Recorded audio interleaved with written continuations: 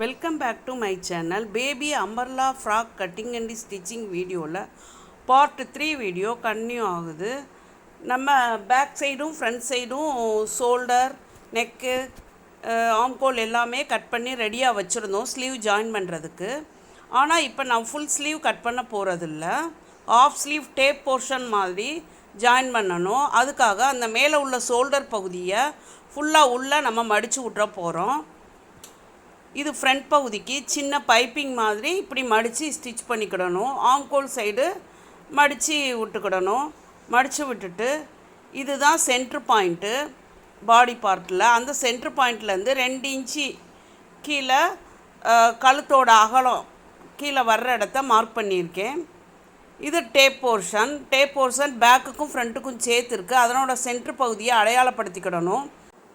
கழுத்தகலம் mark பண்ணணும். கழுத்தகலம் 1.25க்கு பதில் 2 inch வைக்கிறேன். ஏன்னா அந்த இடத்துல பைப்பிங் வர்றதுனால 1/4 இன்ச்சு முன்னாடி வச்சுக்கணும். அப்புறம் ஷோல்டர் 4 இன்ச்சு மார்க் பண்ணிக்கிடணும். ஆம்கோல் கிட்ட அந்த பிசுரை மடித்து தச்சபடி ஒரு பின் பண்ணிக்கிடணும். பின் பண்ணிவிட்டு நம்ம கால்குலேட் பண்ணால் தான் ஸ்லீவ் போர்ஷன் கிளியராக தெரியும். இப்படி தான் வரும். இந்த இடத்துல தான் நம்ம ஆம்கோல் கட் பண்ணுவோம். அதுக்காக தான் அதை பின் பண்ணி காமிச்சேன்.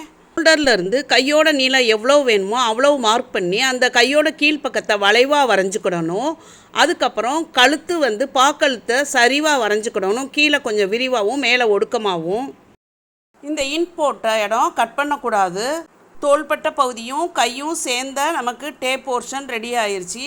அதை டபுளாக ஃபோல்ட் பண்ணிக்கணும். பேப்பரை ஃபோல்ட் பண்ணி பேக்குக்கும் ஃப்ரண்ட்டுக்கும் சேர்த்த மாதிரி கீழே கை வளைவையும் அதுக்கப்புறம் அந்த பாக்கழுத்து மாதிரி உள்ள ஸ்ட்ரைட் கோடையும் கட் பண்ணிடணும். கட் பண்ணிவிட்டு இந்த பார்ட்டை பாடி பார்ட்டுக்கு மேலே இப்போ வச்சு காமிக்கிறேன்.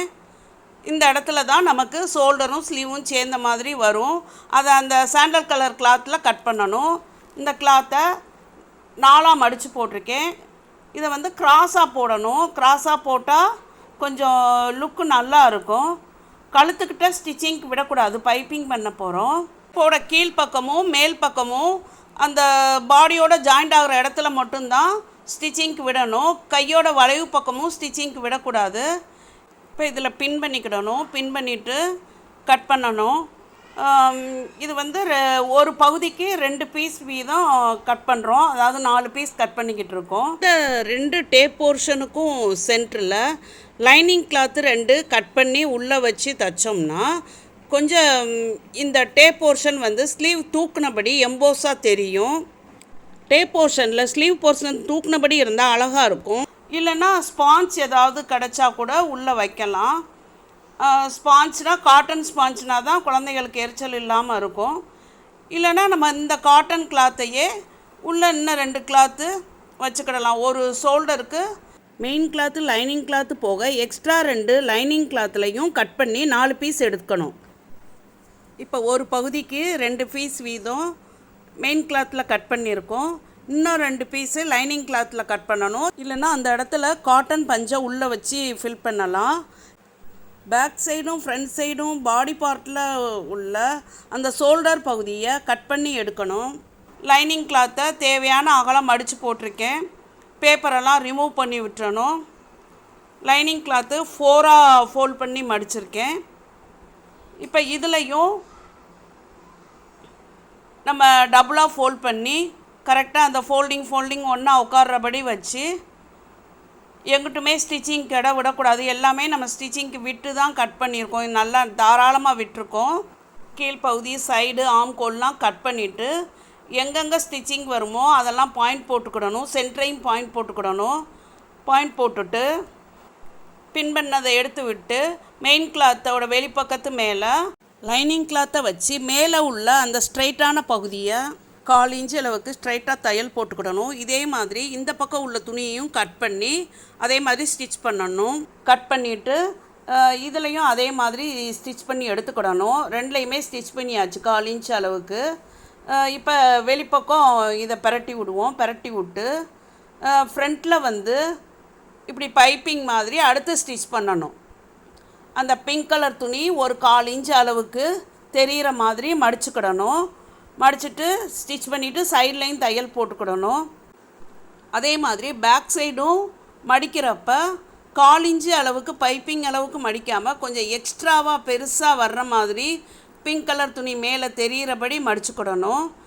ஏன்னா பேக் கழுத்து கொஞ்சம் க்ளோஸாக வர்ற மாதிரி வேணும். அதனால் கொஞ்சம் பெருசாக மடித்து அந்த ஹைட்டை அதிகப்படுத்திக்கிடணும். இப்போ ரெண்டுலேயுமே ஸ்டிச் பண்ணி எடுத்தாச்சு. சின்னதாக பைப்பிங் மாதிரி மடித்து தைச்ச பக்கத்தை ஃப்ரண்ட் பகுதிக்கு வச்சுக்கிடணும். சைட்லேயும் ஸ்டிச் பண்ணியாச்சு. ஸ்டிச் எவ்வளோ தையலுக்கு வேணுமோ அந்த அளவு ஸ்டிச் பண்ணியாச்சு. ஆம்கோல் வளைவில் உள்ள பிசுரை அப்படியே மடித்து தைக்கலாம். இல்லைன்னா பைப்பிங் மாதிரியும் துணி கொடுத்தும் ஸ்டிச் பண்ணலாம்.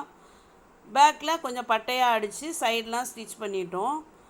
இப்போ பேக் சைடு பாடியும் ஃப்ரண்ட் சைடு பாடியும் ரெடி ஆயிடுச்சு. பேக் சைடு சென்டரில் கீறி விட்டு ஓப்பன் ஸ்டிச் பண்ணணும். ஓப்பனுக்கு ஜிப்பு வச்சு ஸ்டிச் பண்ணிக்கிடணும். சென்டரில் கீறி விட்டு அந்த இடத்துல நம்ம வச்ச ப்ளீட்ஸு பிரிகிற மாதிரி இருந்தால் அந்த ப்ளீட்ஸ் மேலே கரெக்டாக தையல் போட்டு அதை ஒரு மடிப்பு மடித்து தைச்சிட்டு அதுக்கப்புறம் 2 சைடும் ஜிப்பை வச்சு ஜாயின் பண்ணி தைக்கணும். இதனுடைய கன்னியூ ஸ்டிச்சிங்கை பார்ட் 4ல் பார்க்கலாம். இந்த வீடியோ பிடிச்சிருந்தா லைக் பண்ணி, ஷேர் பண்ணி, கமெண்ட் பண்ணி, சப்ஸ்கிரைப் பண்ணுங்கள். Thanks for all my viewers and subscribers.